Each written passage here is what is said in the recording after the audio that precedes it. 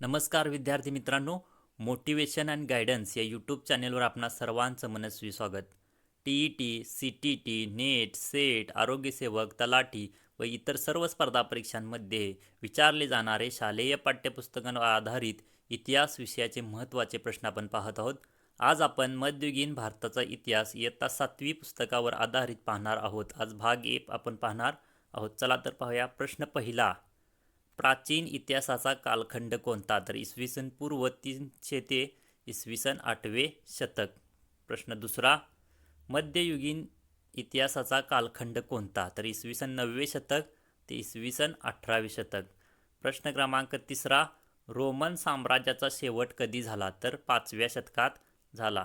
प्रश्न क्रमांक चौथा, इस्लाम धर्माची स्थापना कोणी केली? तर मोहम्मद पैगंबर यांनी केली. प्रश्न क्रमांक 5, इस्लाम धर्माचा पवित्र ग्रंथ कोणता? तर कुराण शरीफ.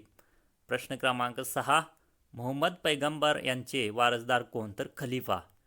प्रश्न क्रमांक 7, पाल सत्तेची स्थापना कोणी केली? तर गोपाल याने बंगालमध्ये पाल सत्तेची स्थापना केली. प्रश्न क्रमांक 8, राष्ट्रकूटांचा पराक्रमी राजा कोण होता? तर दंतीदुर्ग.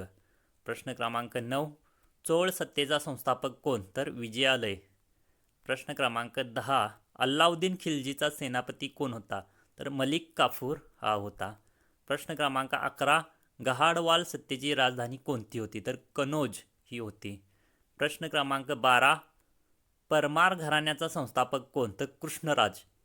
प्रश्न क्रमांक 13, इतिहास प्रसिद्ध घराणे कोणते? तर यादव घराणे. प्रश्न क्रमांक 14, यादवकालीन सुवर्ण नाणे कोणते? तर पद्मटंक. प्रश्न क्रमांक 15, गीत गोविंद काव्य कोणी लिहिले? तर जयदेव यांनी लिहिले. प्रश्न क्रमांक 16, कल्हण याने कोणता ग्रंथ लिहिला? तर रजतरंगिणी हा त्यांनी ग्रंथ लिहिला. प्रश्न क्रमांक 17, मुकुंदराज यांनी कोणता ग्रंथ लिहिला? तर विवेक सिंधू हा त्यांनी ग्रंथ लिहिला. प्रश्न क्रमांक 18, भास्कराचार्य यांच्या ग्रंथाचे नाव काय? तर सिद्धांत शिरोमणी. प्रश्न क्रमांक 19, मराठी भाषेचे आद्य कवी कोण? तर कवी मुकुंदराज. प्रश्न क्रमांक 20, कुतुबुद्दीन ऐबक यांचा मृत्यू कधी झाला? तर इसवी सन 1210 मध्ये त्यांचा मृत्यू झालेला आहे. प्रश्न क्रमांक 21, दिल्लीचा पहिला सुलतान कोण? तर अल्तमश. प्रश्न क्रमांक 22, रजिया सुलतानचा खून कधी झाला? तर 1240 मध्ये झाला. प्रश्न क्रमांक 23, दिल्लीच्या सुलतानपदी बसणारी पहिली महिला कोण? तर रजिया सुलतान होय.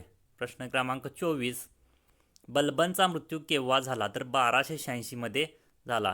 प्रश्न क्रमांक 25, अल्लाउद्दीन खिल्जीचा मृत्यू केव्हा झाला? तर 1316 मध्ये झाला. प्रश्न क्रमांक 26, देवगिरीचे नवीन नाव काय ठेवले होते? तर दौलताबाद असं ठेवलं होतं. प्रश्न क्रमांक 27, तुघलक घराण्याचा शेवटचा सुलतान कोण? तर नासिरुद्दीन मोहम्मद. प्रश्न क्रमांक 28, विजयनगरचा पहिला सम्राट कोण? तर हरिहर.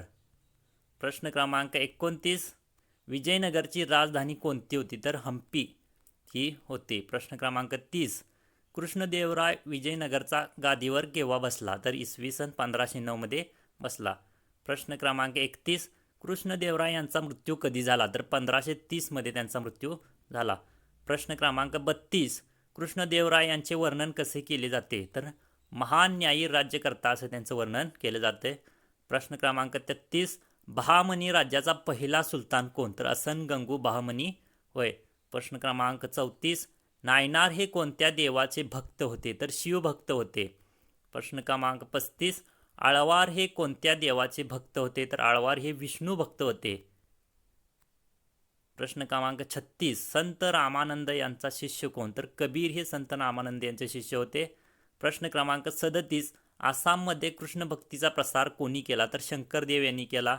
प्रश्न क्रमांक 38, वैष्णव भक्त कोण होते? तर संत नरसिंह मेहता हे वैष्णव भक्त होते.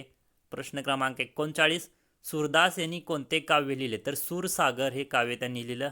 प्रश्न क्रमांक 40, तुलसीदास यांनी कोणता ग्रंथ लिहिला? तर रामचरितमानस हा ग्रंथ त्यांनी लिहिला. प्रश्न क्रमांक 41, कर्नाटकमधील संत कोण? तर पुरंदरदास होय. प्रश्न क्रमांक 42, शिखांचा पवित्र ग्रंथ कोणता? तर गुरु ग्रंथ साहिबा. प्रश्न क्रमांक 43, सुफी संतांची नावे सांगा? तर मोईद्दीन चिश्ती आणि निजामुद्दीन औलिया होय. प्रश्न क्रमांक 44, दिल्ली येथील सुलतानशाही केव्हा नष्ट झाली? तर 1526मध्ये नष्ट झाली. प्रश्न क्रमांक 45, मुघल सत्तेचा संस्थापक कोण? तर बाबर. पानिपतची पहिली लढाई कोणामध्ये झाली? तर बाबर व लोधी यांच्यामध्ये झाली 1526ला. प्रश्न क्रमांक 47, बाबरचा मृत्यू केव्हा झाला? तर 1530मध्ये बाबरचा मृत्यू झाला. प्रश्न क्रमांक 48, चौशाच्या लढाईनंतर शेरखानने कोणते नाव धारण केले? तर शेरशाह व शेरशाह सूर असे त्याने नाव धारण केले. प्रश्न क्रमांक 49, रुपया हे नाणे चलनात कोणी आणले? तर शेरशहाने आणलं. प्रश्न क्रमांक 50, शेरशहाचा मृत्यू कधी झाला? तर 1545मध्ये झाला. विद्यार्थी मित्रांनो, व्हिडिओ कसा वाटला हे कमेंट करून सांगा. व्हिडिओला लाईक करा, चॅनेलला सबस्क्राईब करा.